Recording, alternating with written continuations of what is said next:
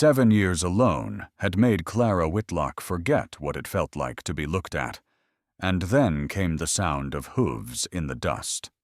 Somewhere beyond the edge of Sable Rock, where the creek still remembered how to whisper through dust and bone, Clara Mercy Whitlock opened her eyes to a world that hadn't changed in 7 long years. She lay still in her narrow bed, listening to the distant rustle of mesquite branches brushing the side of her cabin. Morning light pushed through the cracks in the shutters like a trespasser too polite to break in. Another day was starting, and she already knew how it would end. She rose and braided her black hair in silence. Her fingers moved by memory. The mirror above her wash basin had lost its silver backing in places, turning her reflection into a ghost. That suited her just fine. Long ago, Clara had asked her father why the wind out here never seemed to rest. He'd said the desert had a long memory. It kept stories the townspeople wanted buried. He'd died with a broken back in a mine east of town, and her mother hadn't lasted the following winter. Since then, it had been just Clara, her 2 good hands, and the ache that lived in her ribs like a bruise that never healed. She tied her apron, stepping into the small kitchen where a pan of cornbread cooled beside the window. The smell filled the room, like kindness she didn't deserve. A simple meal, meant for one, always one, outside. The sun had begun its steady climb. Ash Creek shimmered beyond the garden plot, its waters low this year. She walked barefoot to the garden and checked on the carrots, brushed red dust from the tomato vines, watered the herbs with quiet care. She did not speak aloud. There was no one to hear her. But sometimes, if the breeze hit just right, she could almost hear a song her mother used to hum while shelling peas by the hearth. Clara never did remember the words, only the lilt of it, half lullaby, half hymn. Sometimes she hummed it without realizing. By mid-morning, she had stitched a hem on Mrs. Sloane's dress and laid it aside. The fabric was a rich violet, too bold for that woman, Clara thought. But maybe color made her feel less brittle. The people of Sable Rock had a way of clinging to things like church etiquette and curtain lace, as if they could tame the wildness pressing in from all sides. She hitched up the mule cart and rode into town slow, careful to keep her chin lifted but her eyes low. Dust curled behind the wheels as she passed by the old stage post, long abandoned and leaning like an old drunkard against the wind. Sable Rock wasn't much. One crooked main street, a leaning bell tower beside the chapel, a dry goods store with one cracked window, and the bones of buildings that had once promised more. The saloon had closed during the cholera years, though its sign still hung askew like a memory that wouldn't leave. As Clara entered the store, the bell above the door gave a tired jingle. Judith Sloane, tall and pinched like a clothes peg left in the sun too long, nodded without smiling. "The hem's done," Clara said, lifting the parcel. Mrs. Sloane took it with a sharp eye, her fingers working the stitches. She murmured. "You do good work. Miss Whitlock." Not Clara. Never Clara. Always Miss Whitlock. As if she were a schoolmarm from back east and not a girl who'd buried her parents by hand. The town didn't shun her out of meanness. Not outright. It was more that they didn't know what to do with her. She wasn't married, wasn't soft, didn't chatter at quilting circles or bake pies for the Sunday social. She lived alone by the creek and spoke only when necessary. That made her strange, and strange didn't sit well with Sable Rock. She gathered her few supplies, flour, lamp oil, salt, and gave Caleb Boone, the boy who sometimes ran errands, a brief nod as he tipped his hat. Reverend Pike stood outside the chapel, brushing dust from his sleeves. He offered her a gentle nod, but said nothing. That was fine.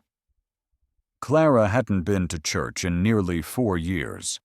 Grief had no place among cheerful hymns and potluck suppers.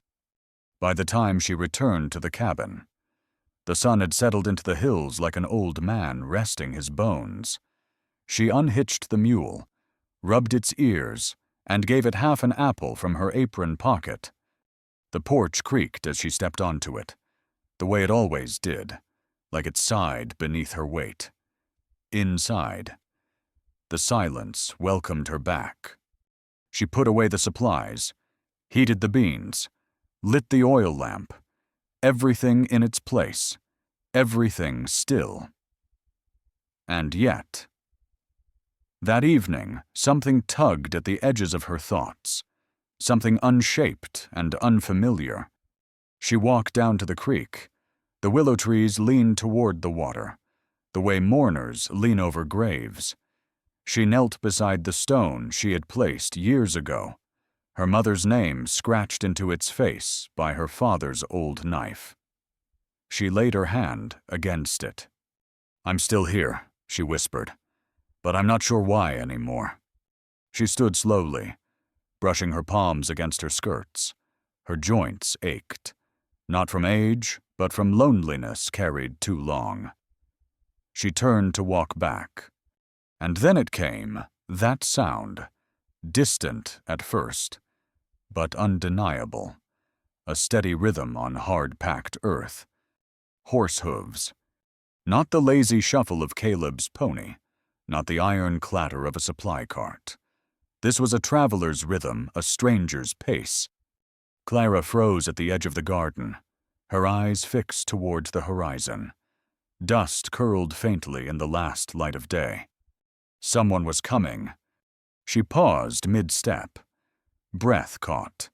The wind carried something else now, not just the hush of evening, but the approach of change. Her hand found the porch rail as her eyes searched the horizon again.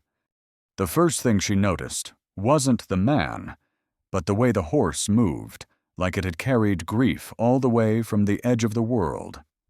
The last of the sun had just dipped below the ridge when Clara saw the figure. Her eyes, sharpened by years of watching the horizon for dust devils or coyotes, fixed on the shape as it emerged from the red haze. Rider and horse, slow but steady, pressing forward as if there was nowhere left to go, but here. She didn't move from her porch, though her needle froze in the fabric of her mending. A dress laid across her lap, the thread still halfway through a torn seam. Wind lifted her hair at the temples, sent it brushing against her cheeks. She squinted into the dusk. The man rode tall, but not proud. He sat the saddle like someone who had forgotten comfort long ago. His broad shoulders leaned slightly forward, the way tired men do when the weight they carry is not on their back, but in their chest. The horse, a powerful black with a fine gait, moved with careful steps as though it, too, understood the long road behind them. Clara had once asked her father what a man looks like when he's lost something he can't replace. He'd said, "You'll know him by the way he looks at the ground, like it betrayed him." And this man, as he dismounted by the edge of Ash Creek, fit the answer perfectly. He didn't speak right away. He led his horse to the water, let it drink without rushing. Then, as the sky turned the color of burnt sugar, he reached down and filled a tin canteen, capped it, and only then turned to look at her. They stood maybe 40 feet apart. She sat still in her rocking chair, the porch lamp burning behind her in the window. He studied her as a man might study the weather calm, cautious, and with no expectation of mercy. "Evenin'. Miss," he said finally. His voice was dry as mesquite bark, with something cracked and weary beneath it. He touched the brim of his hat, not a flourish, just a small, practiced courtesy. "Evenin'," Clara replied. Her voice, though unused to conversation, found its steadiness. He glanced toward the road, then back at her. "I don't suppose there's a place in town a man might find a bit of shelter." Clara hesitated. The town's old boarding house had closed when Elmer Henley died. The inn, 2 days' ride away in Prescott territory, wasn't an option for a man with dust on his boots and sorrow in his spine. She could have said nothing. She could have told him to ask Morton, the stable owner, though Morton had been known to turn strangers away if their coin was thin. But her answer surprised even herself. "There's a barn behind the house," she said. "It's dry. Clean enough." The man didn't answer immediately. He looked at her, not just at her face, but through her, like he was trying to read the spaces between her words. Finally, he gave a short nod. "That's mighty kind of you. I wouldn't want to be a burden." "It's no burden," Clara said, her fingers, still resting on the fabric in her lap, curled tight without thinking. Her heart had begun to beat in a strange rhythm she hadn't felt in years. "There's a well by the barn," she added, "and I can spare a bit of supper, if you haven't had any." A flicker passed over his features, not quite a smile. Not quite grief, but something in between. "I'd be grateful for both." He stepped forward, reins in hand, the horse trailing behind him with gentle obedience as he passed under the porch light. Clara saw the dust caked on his boots and coat, the travel-worn lines carved into his face. His hair was dark, hanging just past his collar, and shot through with early threads of silver. He looked to be in his middle 30s, though his eyes, those storm-colored eyes, had seen far older things. "I'm Ellis Boone Callahan," he said, stopping at the porch stairs. "Clara Mercy Whitlock," she returned, standing now, the mending set aside. He dipped his head once more, then followed her gesture toward the barn. Clara led the way down the path, the oil lamp she carried casting soft shadows. The barn wasn't grand. It had been her father's workshop once, and later a storage place, but it had fresh straw, and the scent of cedar wood still lingered in the beams. Ellis unsaddled his horse, Thunder. He called him with quiet efficiency. His hands, rough and steady, moved over the animal with care that said more than words. He rubbed its flanks, murmured low, unreadable sounds as he checked its hooves and gave it a rub-down with an old cloth. "He's beautiful," Clara said, unable to stop the words as she stood by the doorway. "Name's Thunder," Ellis said, patting the horse's neck. "Had him for years now. He's the only soul who's seen everything and still sticks around." Something about that stirred something tight in Clara's throat. She turned and gestured toward the well. "You can wash up there. Supper'll be ready when you come in." When he stepped into her kitchen half an hour later, cleaner, but no less shadowed. She had already set 2 tin plates on the table. Beans, cornbread, a bit of dried venison. Nothing special, but warm. They sat in quiet, the way people do when silence has been their only company for too long. He ate without complaint, as though he'd gone days without a proper meal. "Been riding far?" she asked, mostly to hear something besides the wind and the scrape of cutlery. "Far enough," he said, pausing between bites. "Been running from ghosts, I suppose." She didn't answer right away. Then softly, "Sometimes the ghosts follow us, no matter how far we run." He looked at her then, really looked. Their eyes met across the table, and in that still moment, Clara felt something inside her chest shift. Recognition, that unspoken, holy ache that said, "I see you. I know what lives in the cracks of your bones." He set his fork down, folded his hands on the table. The lamplight caught the edge of a scar near his wrist. And Clara, despite herself, wondered not just who he had lost, but what part of himself hadn't come back. "What happened to you?" she asked, surprised at her own boldness. Ellis didn't flinch. "I had a wife, Catherine, and a daughter, Emma. Cholera took 'em both, just last year."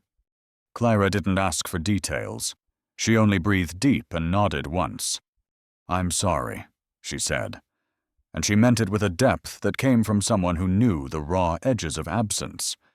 After supper, Ellis stood by the door, his hand resting on the frame. "Thank you, Miss Whitlock. It's been a long time since anyone showed me such kindness." "You're welcome to stay," Clara said, her voice quieter than before. "As long as you need." His eyes searched hers again, slower this time.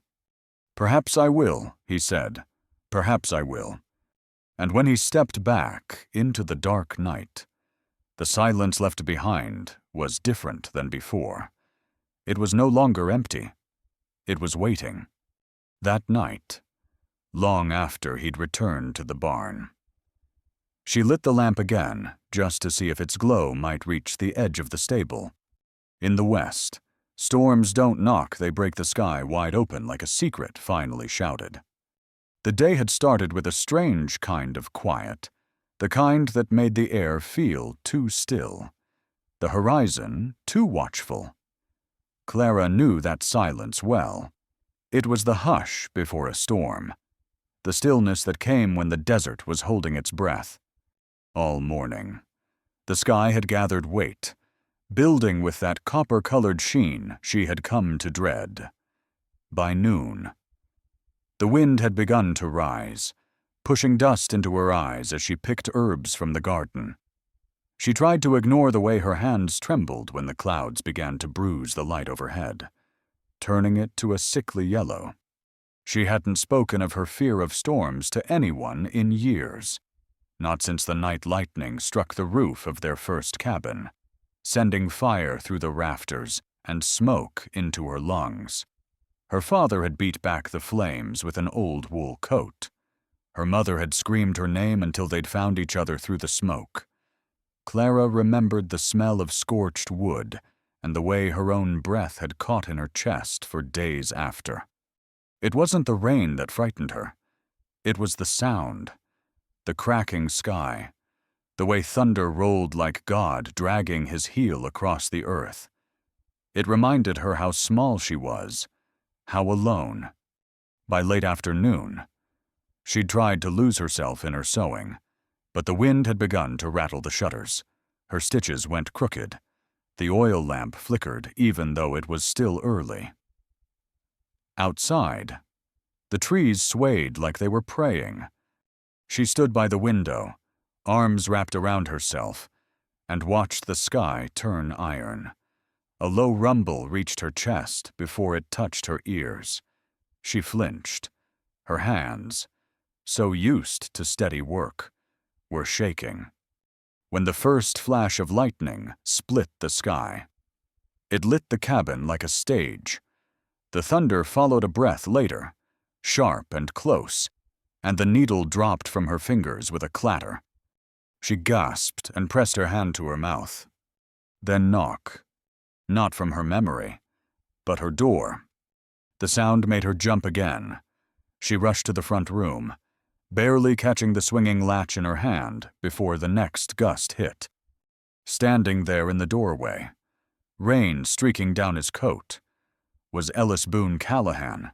His hair was damp, his shirt collar pulled loose, and the look in his eyes said everything before he spoke.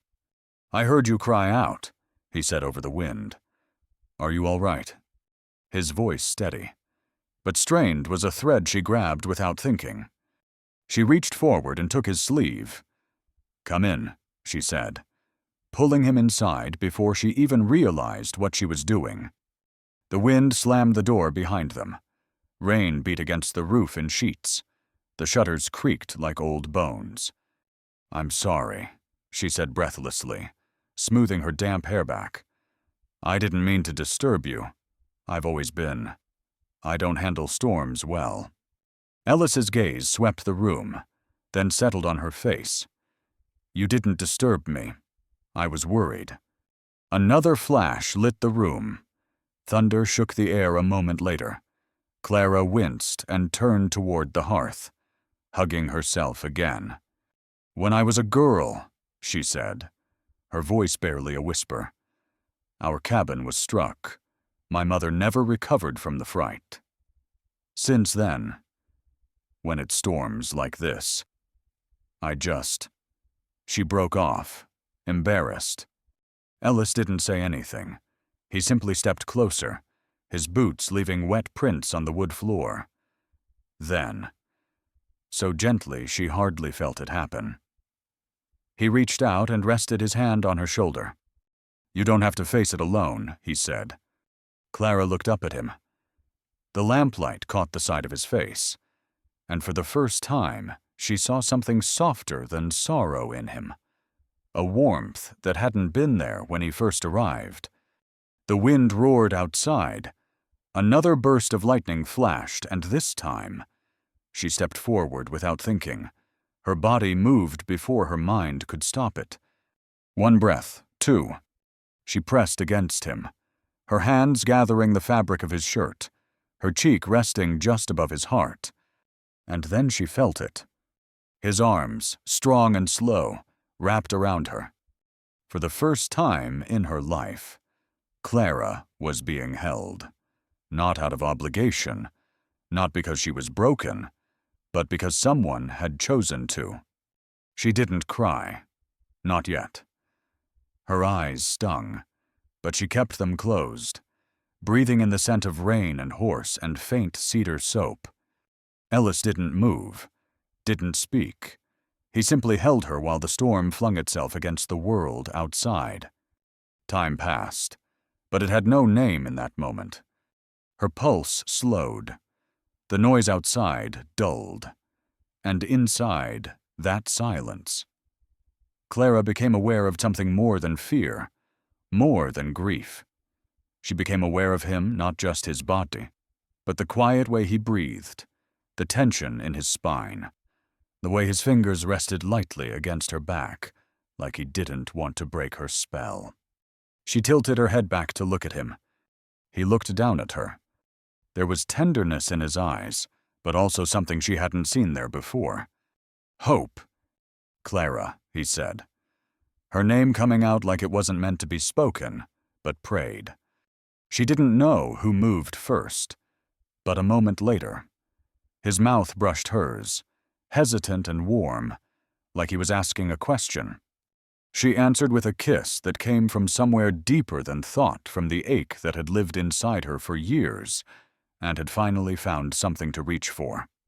It was her first kiss, and she understood, with sudden clarity, why people spoke of love like it was a wildfire, a flood, a storm. Because it broke you open. It made you feel every edge of your skin. When they pulled apart, her breath came fast and uneven. Ellis kept his hands on her arms as if afraid she'd vanish. Outside, the storm had begun to soften. Rain now fell in long, even strokes. Thunder wandered off like it had lost interest. Ellis glanced toward the door, then back at her. "I should go," he said, but his arms didn't leave her. "This isn't I don't want to take advantage." "You're not," Clara said, her voice quiet but sure. "Please, don't go. Not tonight." For a moment, neither of them spoke, and then his expression softened into something that almost smiled. "All right," he said, "I'll stay." They sat by the hearth as the storm waned, the oil lamp throwing long shadows.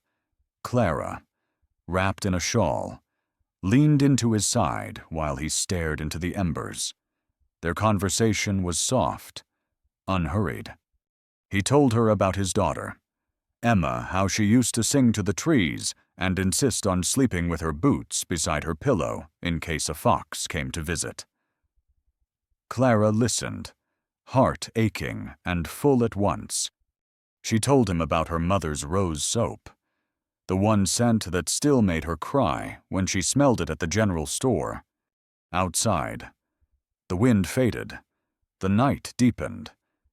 Inside, the silence was no longer frightening. Clara rested her head against Ellis's shoulder. Her eyes grew heavy. "Sleep," he murmured into her hair. "I'll keep watch." And for the first time since she was 16 years old, Clara fell asleep in someone's arms, warm and safe beneath the quiet hush of a storm that had finally passed. But peace, she'd learned, rarely lasted long in a place like Sable Rock. And when her lips found his, she wasn't thinking of sin or scandal, only this: how still the storm had become inside her. In small towns, silence isn't absence, it's gathering, like the sound before a bullet finds its mark. The sun was already high over Sable Rock when Clara stepped down from her wagon onto the dusty main road. Her boots crunched over the gravel like the slow creak of an old door. The town looked the same as it always had, tired, sun-bleached, and squinting against its own stubbornness. But today, it felt different. The wind was watching, the windows peeking, and behind every still door frame lay a pair of ears listening too close and too long. After the storm, 3 days had passed, calm and uneventful, but it hadn't stayed quiet in people's minds. Clara could feel it now, the weight of it. Not a storm of weather this time, but of words, glances, the invisible line drawn between the familiar and the judged. She held her head steady as she walked. Her hands gripped the basket on her hip. Inside were thread spools and new needles. Business, she told herself. Nothing more. As she entered Judith Sloane's store, the little bell gave its usual dry chime, but no warm greeting followed. Mrs. Sloane stood behind the counter, fingers busy folding muslin. She didn't look up. Clara set the basket down, clearing her throat softly. "I came to pick up the linen bolts you ordered last week." Still no eye contact. They're on the back table. Her voice was clipped, shorter than usual.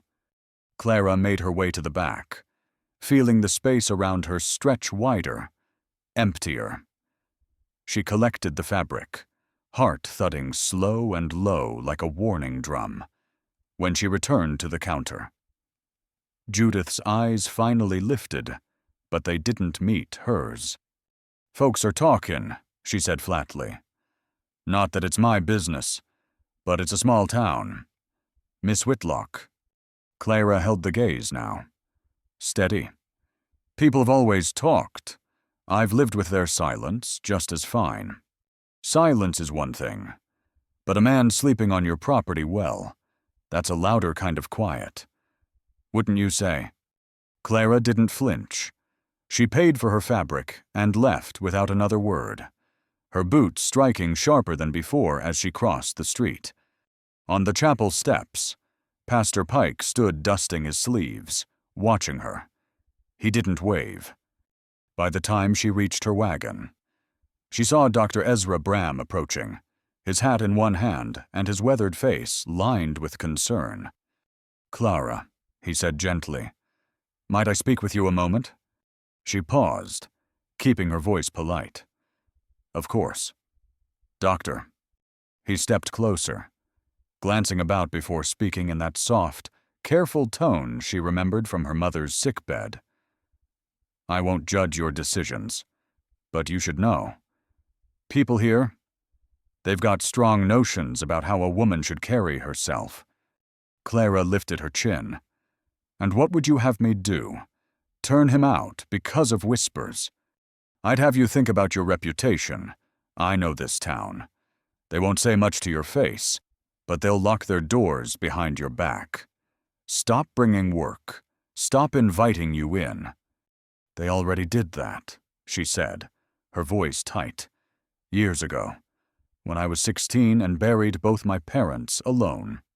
He blinked but said nothing. "I'm not afraid of their silence," Clara added. "I'm afraid of losing the one person who's shown me kindness in 7 years." Dr. Bram placed a hand on the wagon rail. "I just don't want you hurt." "Clara, not more than you've already been." She nodded once. "Neither do I."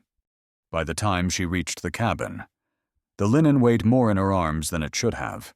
The sun was lowering behind the bluff, casting long amber streaks through the sky. She set the bolts inside and went to find Ellis. He was at the garden fence, sleeves rolled up, fixing a loose board. His shirt clung to his back, damp from sweat. When he turned and saw her, his smile came quickly, but it faded when he saw her face. "What happened?" She didn't answer right away. She walked to the porch, set her satchel down, then turned back toward him. "They're talking," she said. "About us. About you. Me." Ellis's jaw tightened. "Let them talk." "It's more than talk. It's silence. Work drying up. Neighbors looking the other way." He dropped his hammer and crossed the distance in 3 strides. "I can go, if that'll make it right for you." Clara shook her head, eyes bright. "Don't you dare." He frowned. "I don't want to be the reason they turn on you." "You're not," she said firmly. "They turned long ago. You're the only one who made the silence bearable." He took her hands now, rough palms enclosing her fingers. "Then what do we do?" Clara looked up at him, the light of the porch lamp behind her casting a gold ring around her hair. She had never looked more certain in her life. Clara took a long breath. The wind stirred her skirts, but her feet stayed rooted. She'd spent years surviving. Maybe now was time to live. "We marry." The word fell like a stone into water, rippling through the air between them. Ellis stared at her. "Clara, if they want names and paper to make them feel better about kindness, then let them have it. Let them call it what they need to. I don't care. I want you here. Not in the barn. Not halfway gone. I want you here beside me, as my husband." He looked at her then with such reverence it nearly undid her. "I thought my heart was buried with them," he said slowly. "But you're making it beat again." She swallowed hard, nodding, her fingers tightening on his. "Then let it beat for something that's real." They stood in silence. Thunderless now, but the air around them pulsing with something just as fierce. The garden rustled in the wind. An oil lamp flickered in the window. Thunder was still chewing hay in the barn. The world had shifted. The creek would remember this night. He didn't speak for a long time. When he finally did, "It was only this, I thought my heart was buried with them. But you're making it beat again." There's something sacred in simplicity, the kind of wedding where joy comes in quiet looks, not church choirs. Nar, in the corner of her cabin. Clara stood barefoot on a linen sheet, a half-finished cream dress pinned along her frame. The soft light of morning filtered through the window, catching motes of dust as they drifted lazily through the air. Hester Langridge circled around her like a quiet storm, fingers working with the careful precision of a woman who'd dressed both brides and the dead. Clara hadn't slept much. The night before had carried weight the good kind, the kind that presses on your chest not from sorrow, but from the fullness of change. Her heart, used to stillness, had stirred with anticipation like the stirring of wind across prairie grass before spring bloom. "Stand straight," Hester murmured. "Let me pin this shoulder again." The cream silk had once belonged to Clara's mother, an indulgence never worn, tucked into the bottom of a chest that smelled of cedar and age. She had held on to it through lean years, through loneliness, through fire and storm, And now, today, she would wear it. She'd be proud. You know, Hester added gently, not looking up. Clara blinked. I hope so. Outside. The wind danced against the windows, rattling the glass like it, too, was ready to bear witness. The church bell had not rung in months, not since the winter funeral of old Sawyer Boone, but it swung gently now as the breeze passed through its bones. The chapel, Ash Chapel, stood just west of town. Its white paint had faded to gray in places. The steeple leaned a little too far, yet it held its place, humble and enduring. Inside the church, Ellis Boone Callahan stood before the altar, his jacket newly brushed, collar pressed against his neck. He had bathed in cold well water that morning, shaved with a trembling hand, and pulled on the best shirt he owned, pale blue. The one Emma had once claimed made him look clean, like Sunday sky. He could still hear her giggle if he closed his eyes.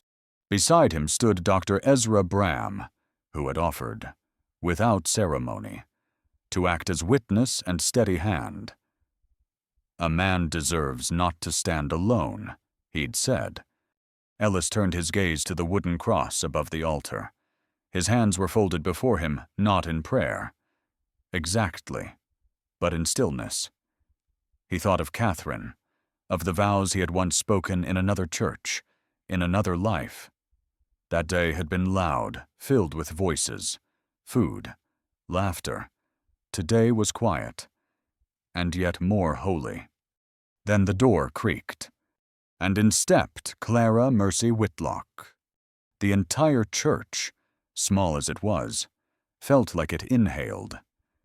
She wore the cream dress with a row of small pearl buttons down the back, her hair pinned in a loose coil with desert blooms tucked behind her ear. The bouquet she held wild sage, yellow columbine. Soft desert lupine had been chosen by Hester, gathered that morning before light touched the ridge. Caleb Boone, in his best jacket and with hands that couldn't quite stop fidgeting, had driven the wagon from her cabin. He now stood near the back, eyes wide with the wonder of a boy watching a story unfold. Clara's eyes found Ellis immediately. She didn't glance at the benches or the few townsfolk who had gathered more from curiosity than goodwill. She moved straight down the aisle, each step a vow. Pastor Gideon Pike cleared his throat softly. His voice, when he began, was reverent and plain. We are gathered here, before God and one another, to witness the union of Clara Mercy Whitlock and Ellis Boone Callahan. The vows were short, familiar words worn smooth by time, but when spoken in voices shaped by grief and survival, they rang deeper. Do you, Clara, take this man? I do, she said, her voice calm, unwavering. And do you, Ellis, take this woman? I do, came his answer, rough with meaning. But when Pastor Pike invited them to share their own words, it was Ellis who stepped forward slightly, taking her hands in his. You found me when I was lost, he said, voice steady now, gave me shelter when I had none, and showed me love still blooms in burned places. I promise to protect you, to build something good from the ashes. Clara, eyes shimmering, replied, You taught me I wasn't meant to be alone forever, that I am seen, that I am enough. I promise to share each morning, each sorrow, and each joy with you, to build a home filled with mercy. For both of us. Pastor Pike, silent for a breath, finally smiled. By the laws of this territory, and the witness of this congregation, I now pronounce you husband and wife. Ellis kissed her then, not urgently, not with haste, but with the quiet depth of a man who had known loss and chosen hope anyway. The church echoed with light applause. Even Judith Sloane gave a small nod. Emery Fiddle Grant, who hadn't played in years, lifted his worn instrument and coaxed out a tune as if the strings themselves had waited for this day. Outside, the air smelled of creosote and sun-warmed dust. The wind had settled. Clara and Ellis stood hand in hand beneath the chapel's lean steeple, while Hester hugged her with firm arms, whispering something only the bride would ever know. Back at the cabin, the porch had been swept clean. Thunder snorted softly from the barn, as if sensing something had changed. A meal waited: simple bread, smoked meat, wild berry preserves, enough to share. But for now, Clara and Ellis stood alone beneath the open sky, fingers interlaced, eyes fixed not on what they had escaped, but on what they were walking toward. "I don't need a crowd," Clara murmured, her cheek against his chest. "Just this. Just you." Ellis smiled, brushing his thumb along her jaw. "And I don't need to run anymore." That night, as they stood beneath the stars outside the chapel, Clara whispered, "Subscribe to this moment." And he replied, "It's already carved into me." Even in the desert, life insists on blooming, especially where grief once grew. The desert had shifted again, the way it always did in late April, color pressing its way into the edges of everything. Wildflowers crept from beneath rocks where the ground had once cracked open in drought. The air, dry and clean, carried a scent of sagebrush and distant rain, though no clouds shadowed the sky. Clara stood on the porch of the cabin that was now her home, not just the place she slept, but the place she lived, truly lived, for the first time since girlhood. The rocking chair creaked gently beneath her, its rhythm matching the turn of her thoughts. There was a new sound, soft and familiar, coming from the cradle inside the cabin. She could not remember the last time she had known peace quite like this, not the stillness of loneliness, but the hush of something complete. The cabin had changed in small ways: a larger table, a shelf of folded baby quilts, the scent of fresh wood from the nursery Ellis had built with his own hands. He had shaped it with old tools, each cut quiet and sure, carving their future out of cedar beams and memory. Her hands rested across the swell of her stomach, now soft again, empty in the best way. She was still tired from the birth, still sore in places, but her heart had filled with something she didn't yet have words for. Inside, Ellis hummed a tune as he rocked their son, Samuel Boone Callahan, back and forth in the cradle.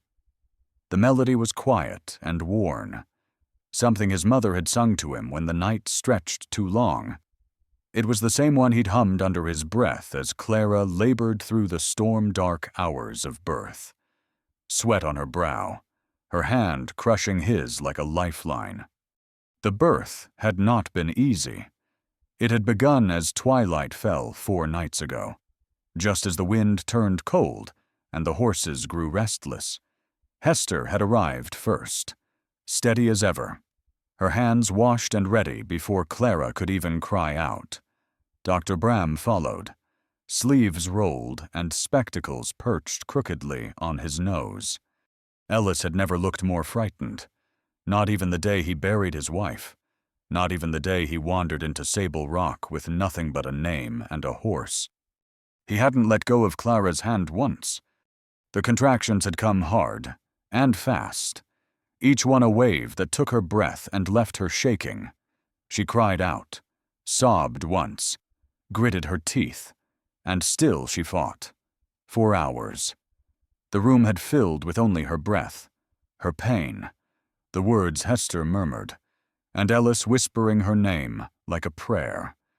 When the baby finally arrived, The silence broke with the sound of new life, a cry that pierced through them like morning light.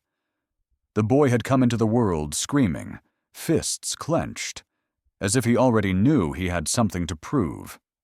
They had named him Samuel, for no reason they could explain except that when Ellis held him, he said, "Samuel, because I was heard." Now, days later. The cries had softened into coos, and Clara had taken to waking in the night just to listen to make sure he was still breathing. Still real. She stepped back into the cabin slowly, her fingers trailing the doorframe. The scent of firewood and warmed milk met her.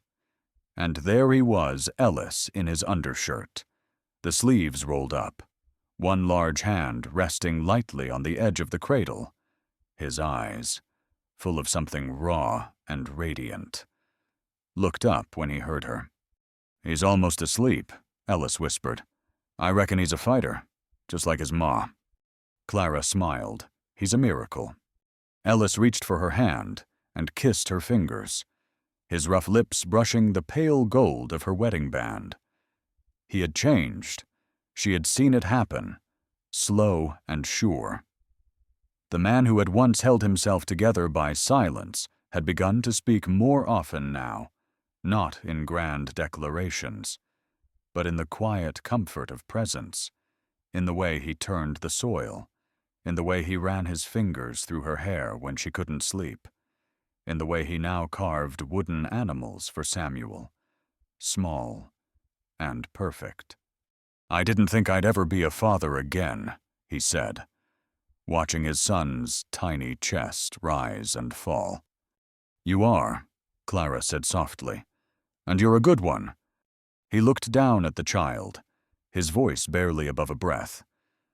"When Catherine and Emma died, I didn't bury them proper. The ground was frozen. I wrapped them in blankets and laid stones over them myself. Said nothing. Just walked away." She moved closer, her hand resting on his back. "You love them," she said. "That never had to be spoken." He nodded once, then added, "But I never told them how much. I thought I'd have time." Clara's throat tightened. "You have time now," she said. "We do."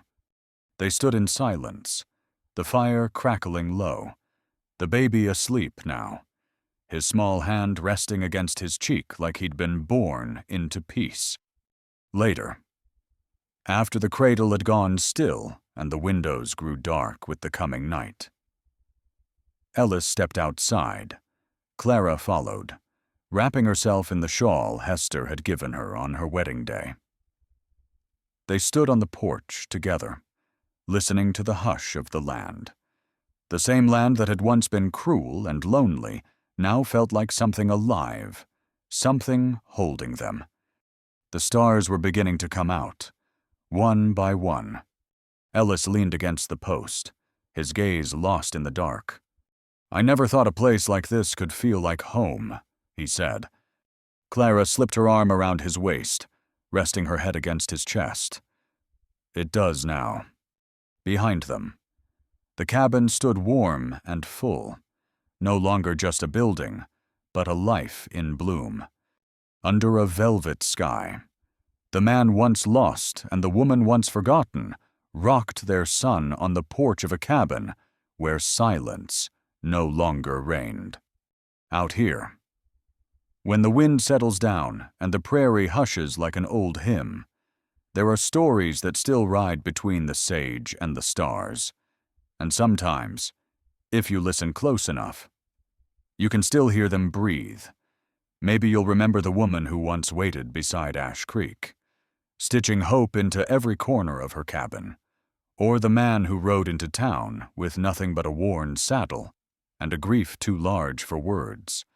There's something about a horse's footfall in dry dust that never really leaves your bones. It's the rhythm of coming home. Or maybe just finding something worth staying for. The wild flowers still bloom out there, even between stones, and their petals don't ask permission, they just rise, soft and defiant, like memory refusing to die. Old leather creaks in forgotten barns, letters yellow in sunlit drawers, and sometimes a cradle in a quiet room rocks without a sound, as if the past itself is breathing new life. What's lost isn't always gone. Sometimes it's just waiting for the right soul to name it again. The desert remembers everything, but it forgives slow, and so do people, most times. You can ride 100 miles from sorrow, but it'll still ride beside you until someone reaches across the silence and chooses you anyway. Some folks say justice needs a jury, a gavel, a paper signed in ink, but sometimes it just needs a quiet woman with a backbone of iron and a heart that refuses to give up on humanity. Honor, like old medals tucked in cedar chests, tarnishes but never truly vanishes. There's peace in knowing that even if the town never saw the truth, two hearts did, and that was enough. The chapel doors still groan on their hinges, but they opened for something real that day, something unbreakable. A quilt stitched from loss and mercy warms better than one stitched from pride. There's a kind of redemption that doesn't need applause, just a warm supper and a porch light burning steady. And sometimes, when the last lantern flickers low, it's not regret that fills the room, but a gentle kind of thankfulness for having loved at all. Forgiveness, after all, is just memory softened by time and touched by grace. If you close your eyes tonight, you might still see her there, Clara Mercy Whitlock rocking in the windlight, humming a tune no one else remembers, or Ellis Boone Callahan, carving wooden toys by firelight, carving love where grief once stood. Maybe you'll think of Hester, hands forever steady, or that dry well that gave back water when someone believed it could. Maybe you'll remember how the storm didn't take the cabin, didn't take the girl, didn't take the chance. Some truths don't need to be shouted, they just need to be held. And if you're still holding them, well, maybe that means you're part of the story, too. The Old West ain't just gunfights and gold. It's folks like Clara, like Ellis, like you, doing right by others even when nobody's looking. If you believe that kindness still matters, that honor can bloom again, that love comes late but mighty then, maybe leave a sign. Just one. Type 1 if you still believe in slow justice, in mercy over noise, in the way an oil lamp glows when two people finally stop running. Subscribe to Western Story Chronicles. If you'd like to ride along on the next tale, there's more yet to tell beneath these skies. And as the wind slips past the eaves and the twilight hushes the hills, let this be the kind of story that lingers like a warm cup beside the fire. Quiet, steady, and full of something that feels like home.